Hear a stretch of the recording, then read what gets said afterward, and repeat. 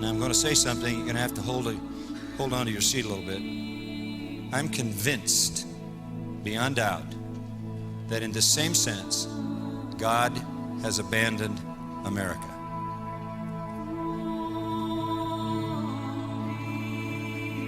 You can't even count how many million pornographic websites there are.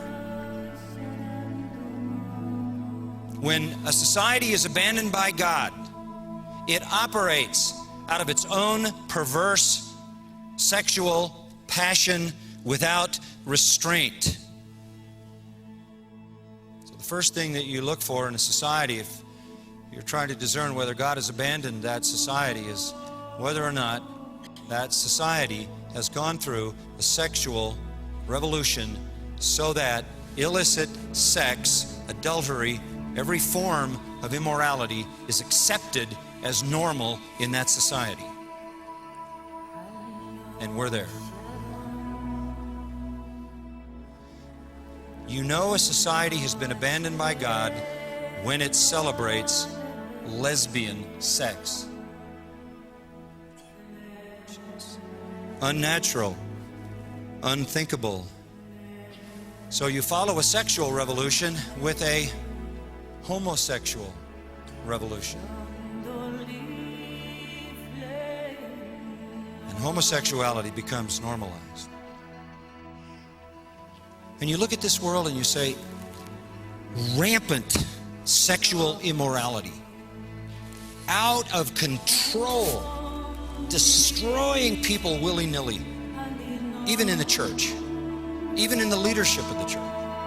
Homosexuality, same thing, rampant, out of control, demanding to be accepted as normal, and the society rushing to affirm that acceptance. Isn't there anybody in the system who would stand up and call this what it really is? A massive moral disaster. Can't they see it? Can't they figure it out? No. No. 1 Corinthians 1 says, man by wisdom knew not God. Human wisdom just on its own doesn't get there. Then you add that the God of this world has blinded the minds of them that do not believe, and you've got a compounding blindness.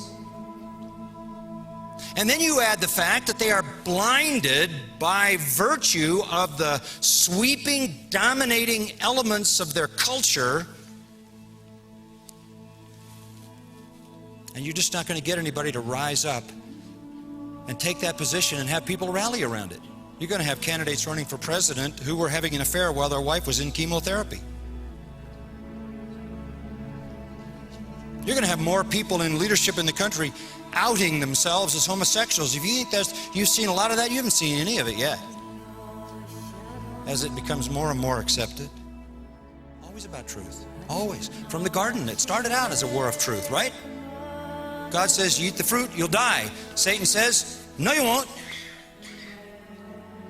You shall not surely die.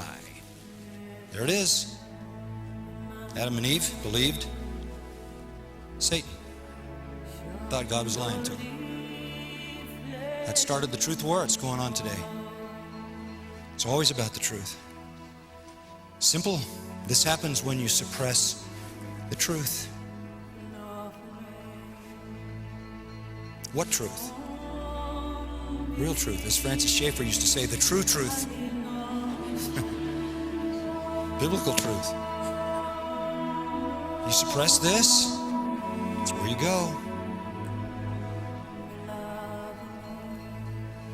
Take the Word of God out of the place of its supremacy, and you suppress the truth. Deny that it's true, deny its veracity, deny its authenticity, deny its inerrancy, deny its inspiration, deny its sufficiency, deny its clarity. That's the latest one.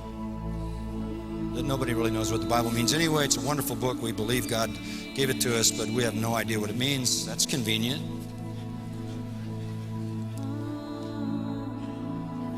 Only in the modern world do we not get it. You go back to God. The massive first cause of everything. So that's in the fabric of being human. And you know you have to work hard for a couple of 100 years to convince an entire society that that's nonsense. And that what makes sense is nobody times nothing equals everything. And though it doesn't make sense, it works in a totally immoral culture, because if there's no creator, there's no judge.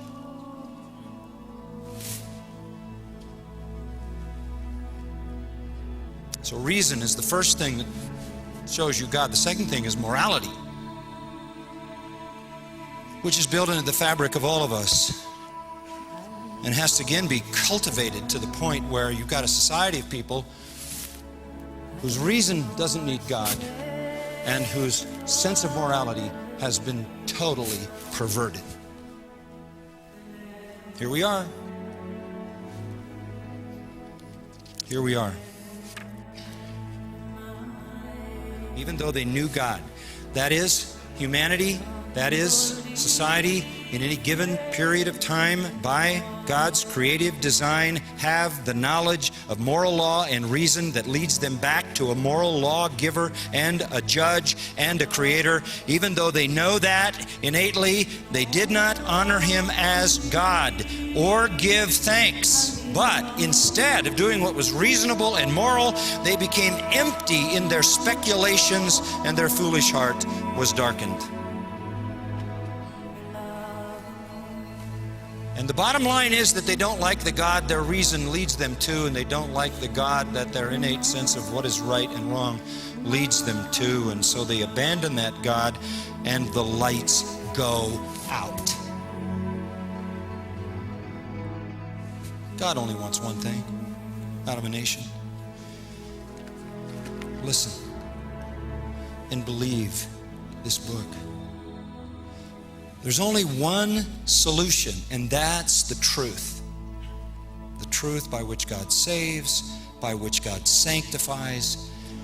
And if this nation will respond and listen to his truth, God will open the floodgates. And we might be the greatest recovery story in history.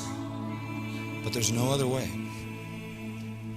than that people listen to me and walk in my ways.